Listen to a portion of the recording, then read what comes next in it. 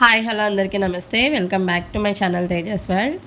ఈరోజు మనం ఒక స్నాక్ అయితే ప్రిపేర్ చేసుకుందామండి. ఇది మార్నింగ్ బ్రేక్ఫాస్ట్లో అయినా ఈవినింగ్ స్నాక్లో అయినా అప్పటికప్పుడు ఒక 10 నిమిషాల్లో అయితే ప్రిపేర్ చేసుకుని హ్యాపీగా తినేసేయచ్చు. టేస్ట్ అయితే చాలా బాగుంటుంది, చాలా క్విక్గా కూడా అయిపోతుంది. అలాగే ఫస్ట్ టైం నా ఛానల్ చూస్తున్న వాళ్ళైతే లైక్ చేయండి, షేర్ చేయండి, సబ్స్క్రైబ్ చేయండి. పక్కనే ఉన్న బెల్ ఐకాన్ కూడా క్లిక్ చేయండి. నేను పెట్టే ప్రతి వీడియో మీకు నోటిఫికేషన్ వస్తుంది. అలాగే ఇప్పుడు దీన్ని ఎలా ప్రిపేర్ చేయాలో చూద్దాము. ముందుగా ఇక్కడ ఒక బౌల్ తీసుకుని ఒక కప్ అటుకులు అయితే తీసుకున్నాను.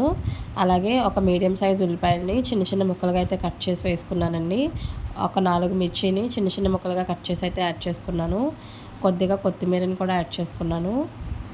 కొద్దిగా కరివేపాకు, ఒక హాఫ్ టీ స్పూన్ అల్లం వెల్లుల్లి పేస్ట్ కూడా యాడ్ చేసుకోవాలి.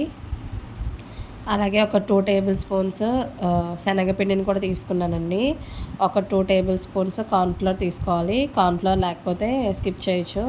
దాని ప్లేస్‌లో వరిపిండి అయినా తీసుకోవచ్చు, ఒక 2 టేబుల్ స్పూన్స్. అలాగే నేను ఇక్కడ 3 మీడియం సైజు బంగాళదుంపల్ని ఉడకపెట్టేసి తీసుకున్నాను. ఈ బంగాళదుంపల్ని మనం స్మాషర్‌తో అయినా స్మాష్ చేసుకోవచ్చండి, లేకపోతే ఈ విధంగా స్లైసర్‌తో అయినా సరే చేసుకోవచ్చు. అలాగే ఇందులో కొంచెం టేస్ట్‌కి సరిపడగా సాల్ట్ అయితే యాడ్ చేసుకోవాలి. కొద్దిగా జీలకర్ర కూడా యాడ్ చేసుకోవచ్చు. ఇప్పుడు దీని అంతటినీ కూడా మనం చపాతీ పిండిలా అయితే కలుపుకోవాలంటే ఇందులో ఎలాంటి వాటర్ కానీ ఆయిల్ కానీ యాడ్ చేయాల్సిన అవసరం ఏం లేదు. నార్మల్గానే అట్లా మిక్స్ చేసుకుంటే ఈ విధంగా అయితే అయిపోతుంది. దీన్ని ఎంత సాఫ్ట్గా మనం ప్రెస్ చేసుకుంటే మనకు అంత సాఫ్ట్గా టేస్ట్ అనేది అంత బాగుంటుంది. ఇలా ఈ విధంగా చేసుకున్న తర్వాత ఒక 5 నిమిషాలు అయితే దీన్ని ఇట్లా వదిలేసేయాలండి. 5 నిమిషాల తర్వాత ఇట్లా మనం చిన్న చిన్న కట్లెట్స్లో అయితే ప్రిపేర్ చేసుకోవాలి. వీటిని షేప్ అనేది మన ఇష్టం, మనం ఎట్లయినా చేసుకోవచ్చు. సిలిండ్రికల్ షేప్ అయినా రౌండ్ షేప్ అయినా.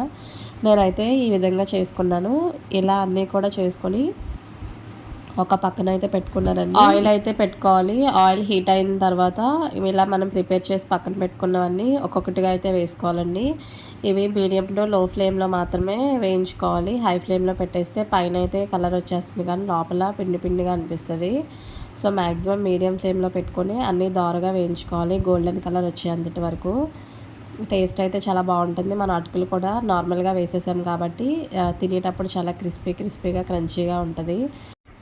ఈ విధంగా మంచి గోల్డెన్ కలర్ వచ్చేంత వరకు ఫ్రై చేసుకొని తీసేసుకోవాలండి. ఇప్పుడు మళ్ళీ ఇంకా మిగిలినవి కూడా అదే ఆయిల్ అయితే వేసేస్తున్నాను.